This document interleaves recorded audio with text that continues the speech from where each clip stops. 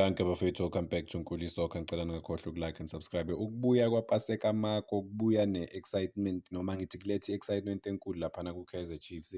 But at the same time, kuba nokuthuka njalo mekhona e-available ukuthi is he gonna be injured? Nah, because of siyazi ukuthi history yakhe ama-injuries bafethu. I think for the past 3 years ama-injuries amlandela njalo. Yabo.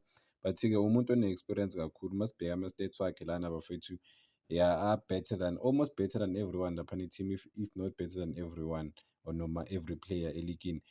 Ku-continental football already bafethu udlala ama-matches awu-33. Yabona uma ubheka ama-matches awadlala 33 matches on the continental level. It shows the experience nanokuthi uyazi ukuthi what is to expect on the continental level. Umuntu lo sayinwe based on i-experience yakhe vele ne-talent lakhe super talented, but indaba yama-injuries bafethu ayikho right. Is approaching ama-matches awu-250 bafethu, because already manje udlale ama-matches awu-238 professional matches ku-senior level yakhe ku-club football. So masobala even ndoma-under 23 even bafana na-1-1, so is approaching ama-matches awu-250. That's not yinto nje nyana esingayithatha for granted sithi ama-match nje nyana, no. Abantu kunzima ukuthi badlale ama-matches awu-200 ku-professional setup because ba-in and out. But-ke uMarco i-consistency yakhe siyayazi ukuthi siyamazi ukuthi ukhona in terms of i-consistency, ubaluleke kakhulu. Futhi ku-professional setup as i-defender noma i-left back noma i-left wing, umuntu but okumele abe defensive noma expected ukuthi abe defensive unamagoli awu-15 ku-professional game yakhe. Unama-man of the match-ke amaningi kakhulu bafethu, close to 15 or so ama-man of the matches wakhe ku-professional setup. So umuntu when is fully fit, if angaba fully fit uzobasiza kakhulu, uzoyisiza kakhulu i-team throughout the season. But that's the big question, is he gonna be fully fit bafethu as i-season iqhubeka? Because already selimele kawu-2 in a space of nje i-short period of time. So ama-positions wakhe ukwazi ukudlala lo muntu, akukho la angakwazi ukudlala khona. I think abantu baya-notice ukuthi akukho la uMarco angakwazi ukudlala khona inside the field of play. Noma ungambekaphi uzokudilivera as long as esayidini lakwa-left. But nasesayidini naku-right back uyakwazi ukudlala cause laphana uke wadlala ama-matches awu-7 bafethu as i-right back. Ne-centre back uke wadlala ama-matches awu-16, naku-midfielder, i-left midfielder uke wadlala, left wing noma abanye bathi wing back or whatever, ne-wing back as long uyiside lakwa-left udlala ama-matches amakhulu. But-ke it shows ukuthi uyakwazi ukudlala naku-midfielder, ku-left midfielder yakhona uyakwazi even as i-central midfielder unama-matches awu-6 awadlalile. So umdlali lona whenever is called, uma umbiza nje ukuthi azodlala uyakwazi ukuperform, and he performs with ease, man. There is simplicity egemini yakhe, noma ashaya leso skill leso alivale enze ngathi uyasquare alivale, uyabona ukuthi okay, he's a good quality player. But njengoba bengishilo, is he gonna play isizini yonke na? That's a big question. Already ku-Kaizer Chiefs this season sedlalile ku-CAF Confederations Cup igame eyodwa, and then ku-Betway Premiership nakhona sedlalile. Overall nje amagame wakhe laphana ku-Chiefs awadlalile awu-6, could have contributed more and added more to i-experience yakhe ledingeka kakhulu bafethu ethimini. But obviously heading to i-continental level noma picturing i-continental level, inkinga yakhe lese yokudefend if badlala ama-aerial balls or whatever the way it may be, the cross whatever balls, he would find it very difficult ukuthi adile nalawo mabhola because of i-height yakhe. That is why i-wing back ibonakala ingcono compared to amanye ama-games, right? Is he the one? Is he gonna, mengalimala kwesi-3 phela kungaba inkinga-ke futhi.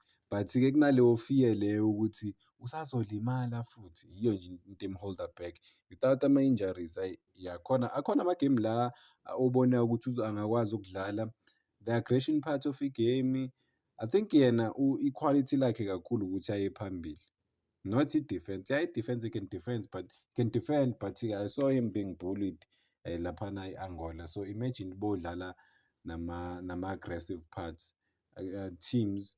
But I think e-Egypt angakwazi ukucompete, but we'll see. I think namhlanje sobona ukuthi bangakanani abantu be-Al Masry. And then we also see abantu be-Zesco, and Kaizer Chiefs plays Zesco, and then iZamalek when they play Zamalek late this month. Simfisela inhlanhla mfowethu. And then into engizovala ngayo bafowethu, ulo uKaizer Motaung nosisi wakhe laphana, la njengoba sibabona bahlezi vele ba-travel-a nethimu, baba on the ground, ba-make sure ukuthi everything is in order. Does this gives ukuthi i-boss yakho, if uyazi ukuthi i-boss yakho njalo ihlezi khona, ngiyayibona, okay, it's not just inkinga ye-Chiefs kuphela, in fact akusiyinkinga, ile way ibhola lingakhona ngithi ukuthi travel-a namabhosi ahlezi ekhona. Lento le inika abantu i-pressure engakanani ukuthi i-sporting director si-travel-a nani each and every single day maniyodlala even ku-continental football, or yenza ukuthi ama-player amisele more because of bayazi ukuthi i-boss ihlezi khona, and then iseduze man, you can interact ne-boss yakho, iyakwazi ukunibonisa nezinto, and then initshele nanokuthi ama-games eniwadlala abaluleke kangakanani. Cause obviously you can't just rely ku-coach nje kuphela, or ukuthi i-boss ibe seduze isikhathi esiningi izo-diffuser maybe izinto ezinye ezingaba khona ukuthi kune-disagreement between ama-player nama-coach, neni-ke maybe kula ngenelela khona.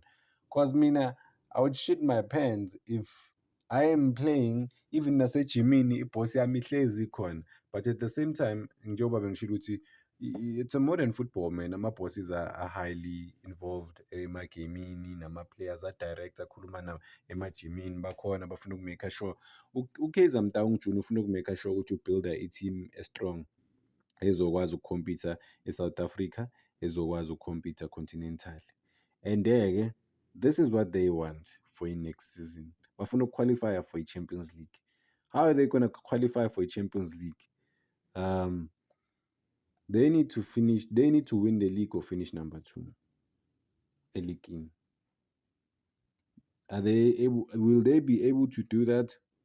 We'll never know until sibone.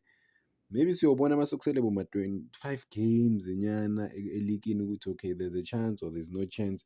Sekhukhune United sidropa ama-point again izolo. Kaizer Chiefs yes idrope to 4th position, but that thing won't affect them because of they have game in hand compared to Sekhukhune United. They just have to go. They have a game in hand or 2 compared to Sekhukhune United. They just have to win their next match, and baselelwe kusela ama-matches like awu-2 before kuvalwa. We don't know ukuthi le enye bazoyimuvela kuphi, but yeah, they just have to win their 2 Betway Premiership games, and then take it from there ukuthi coming back i-AFCON miphela, and then bazoshape kanjani. Everything is there for the taking. They just have to be open-minded and go for everything on off. Siyazi ukuthi for some time bebakhuluma ukuthi yeah, this season we're going for everything. This season bayayisho into yakhona, but it's different because ilokhu njani ama-performances, the defense have been solid. So all thanks to i-defense ukuthi bangaconcede kakhulu. That is why banama-draws amaninginyana because abaconcede, thola ukuthi abakori nalaphana phambili. Sithemba ukuthi bazosolva-ke iy'nkinga zabo. Ku-continental level, they have to start nge-statement to win namhlanje. They have no excuse ukuhlulwa ama-Arab bafowethu. Amakula, ngiyaxolisa ukuthi amakula, but I'm thinking of this guy we-Orlando Pirates, ubani, chemical engineer yabo, washo kanjalo laphana ku-semi-final i-Pirates versus i-Pyramids, ngeke ehlulwe amandiya, yawathi amandiya, ngeke ehlulwe amandiya. Unfortunately-ke abakwazanga ukuwina laphana e-Egypt. But man, think about it. Umfana ohlele elokishini mebheka lesi ama-Arab, uyasho ukuthi ngeke bangihluleke lapha. So ikuphi leyo nkani leyo? Because ama-Arab in terms of like ibhola ne-talent ayikho better than us. So what is wrong mekudlalwa o-CAF, mekudlalwa in? There's something wrong. Because the South African football is similar to Brazilians, and in Brazil for some time they dominated ibhola lasemhlabeni. But in recent years they are failing because of that ama-players wabo bawayise Europe kakhulu. Whereas ngapha the players mentally they are poor.